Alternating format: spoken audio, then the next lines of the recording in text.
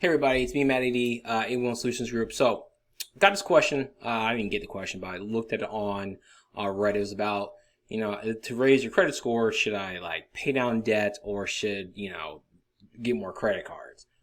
And that's kind of tricky because credit should be simple, but it's not.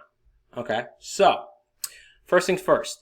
It all depends on where you're at and where your credit is, that I can tell you. And unfortunately, most people aren't fully aware of what's on the report and what they should pay, should not pay, which is why with us, we always do a credit analysis with you the first thing, so you're fully aware of that, because people end up paying on things that don't help your score, and they're like, why am I scoring anywhere? And because it's not taught and they don't learn it. Okay, so you need to know what's on your credit report for all three bureaus. Not one, not some Credit Karma bullshit. All three, so you can get your annual credit report, your free credit report. You can get your credit report from annualcreditreport.com, free annual credit report, which I still think they're going for free once a week. So go there at the very least and see what's going on. And you want to look at what accounts you have, okay? And as far as paying down the debt to raise a score, this comes off from two parts. The first part is, first thing you need to know is, if you're going to pay down debt, and so in credit report, there's the good debt and the bad debt. The good debts, all right, are the accounts that are still with the original creditor. They're not in collections, they're not charged off. And the way they read in your credit report, it'll say either collection and it'll be under a different company. If it's charged off, it'll say written off and bad debt charged off. All right. Repossession, short sales, foreclosures, those things are in the same category. You pay on those. Congratulations, you paid up debt.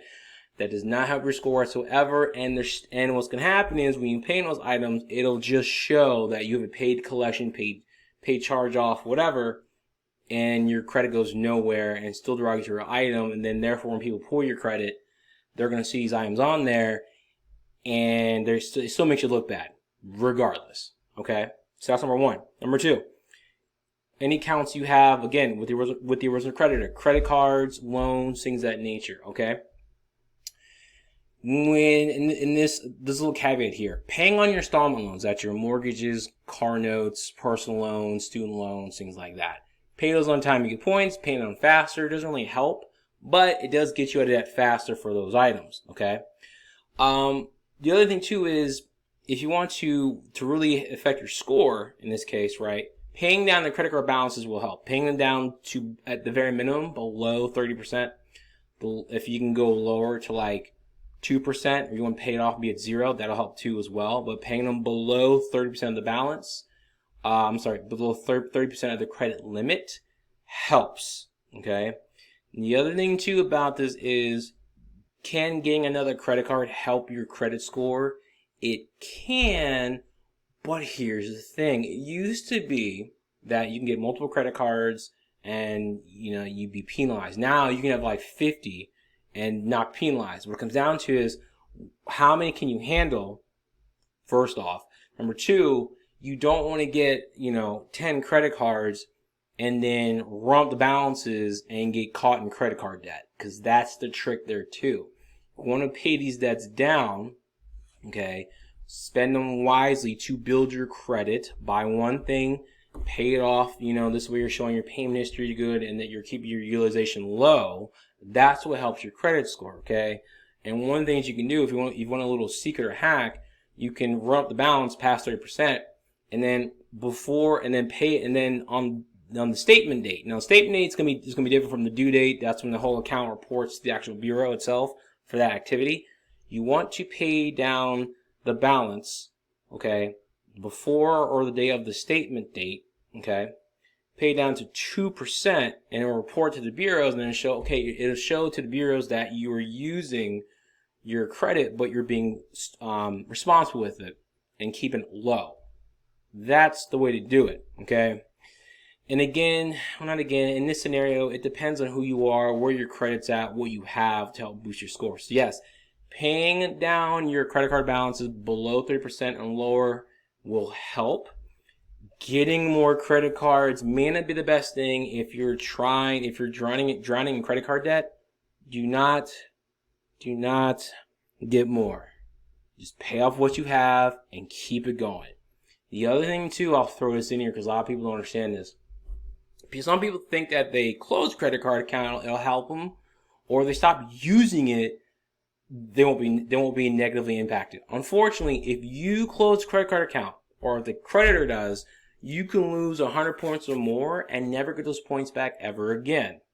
Ever. The reason being is because, one, 15% of your credit score is linked to credit history. So if you have credit cards that you've had for a couple years, that's helping to add to your score. You close that sucker down, boom, your score drops because it's no longer giving you active points to build your score and building credit history. Lenders look at that. The longer your history has, the longer and more positive your history is, the better off you be in the eyes of lenders. They look at that. They show, okay, they're responsible, maybe had some hiccups, but other than that, they're good to go. Okay. The other thing too is that if you have credit cards and you stop using them, you haven't used them in like 6 months, your creditor will close the account without warning. They will not tell you. They won't say, hey, you got 30 days to use this. They'll just up and tell you one day through an email or a letter in the mail. Or the worst way to find out is when you go swipe the card at some store and it says decline, you're like, oh shit. And then you feel some type of way, feeling like an idiot that your card got declined, and you're like, I got money, why is it being declined? That happens.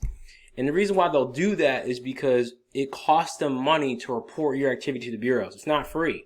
So in their mind, if they have, for example, 5 accounts, right, and they're all paying $100 per account to report the activity to the bureaus, right?